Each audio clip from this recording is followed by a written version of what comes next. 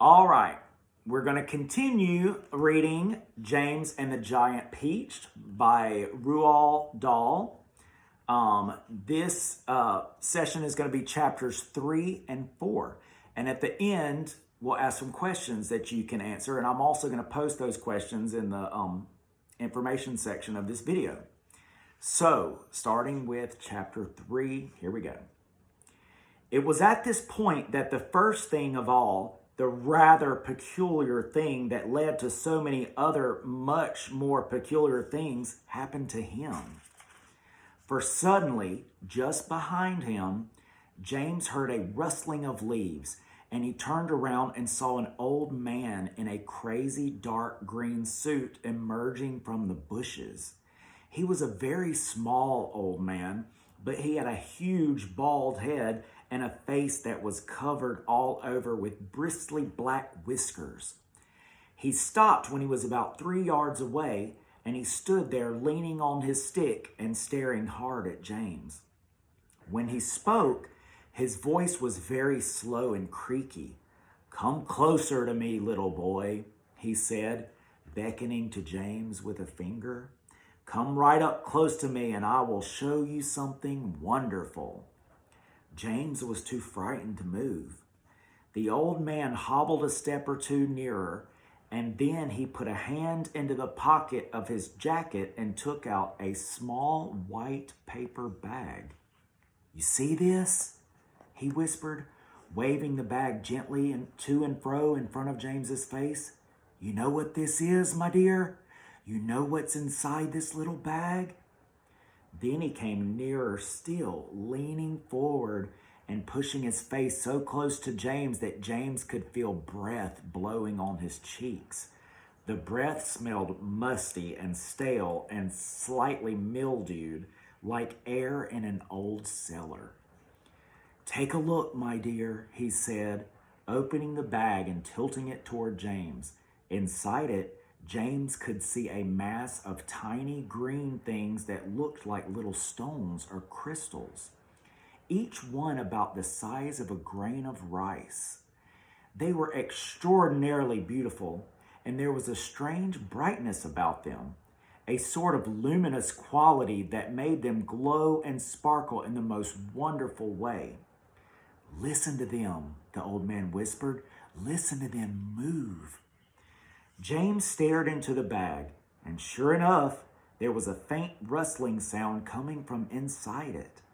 And then he noticed that all the thousands of little green things were slowly, very, very slowly, stirring about and moving over each other as though they were alive. "There's more power and magic in those things in there than in all the rest of the world put together," the old man said softly. But what are they?" James murmured, finding his voice at last. "Where do they come from?" "Aha," the old man whispered. "You'd never guess that." He was crouching a little low now and pushing his face still closer and closer to James until the tip of his long nose was actually touching the skin on James's forehead. Then suddenly he jumped back and began waving his stick madly in the air. "Crocodile tongues," he cried. 1,000 long, slimy crocodile tongues boiled up in the skull of a dead witch for 20 days and nights with the eyeballs of a lizard, and the fingers of a young monkey, the gizzard of a pig, the beak of a green parrot, the juice of a porcupine, and 3 spoonfuls of sugar. Stew for another week and then let the moon do the rest." All at once, the old man pushed the white paper bag into James's hands and said, "Here, you take it. It's yours." All right, now we're going to move on to chapter 4.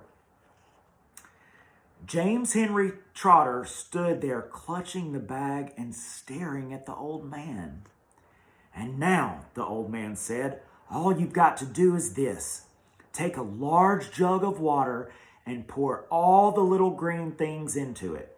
Then, very slowly, one by one, add 10 hairs from your own head. That sets them off. It gets them going. In a couple of minutes, the water will begin to froth and bubble furiously. And as soon as that happens, you must quickly drink it all down, the whole jugful in one gulp. And then, my dear, you will feel it churning and boiling in your stomach, and steam will start coming out of your mouth. And immediately after that, marvelous things will start happening to you. Fabulous, unbelievable things. And you will never be miserable again in your life, because you are miserable, aren't you? You didn't have to tell me. I knew all about it. Now, off you go and do exactly as I say. And don't whisper a word of this to those two horrible aunts of yours. Not a word. And don't let those green things in there get away from you either. Because if they do escape, then they will be working their magic upon somebody else instead of upon you. And that isn't what you want at all, is it, my dear? Whoever they meet first, be it a bug, insect, animal, or tree, that will be the one who gets the full power of their magic. So hold the bag tight. Don't tear the paper. Off you go. Hurry up. Don't wait. Now's the time. Hurry. With that, the old man turned away and disappeared into the bushes. All right, that was the end of chapter 4. So our questions we can think about, once again, think about if you had to name each chapter, what would you name chapter 3? And then what would you name chapter 4? So think about that. And then also, questions to think about on chapter 3. What would you do with a bag filled with 1,000 crocodile tongues? So think about that. What would you do? Also, describe what peculiar event happened to James in that chapter. All right, chapter 4. What is a word that means the opposite of miserable? Miserable was a word that the old man used to describe James. So what is a word that means the opposite of miserable? And next, try to make a prediction. What do you think is going to happen next in the story? If you want to find out, then watch the next video where we will be reading chapters 5 and 6.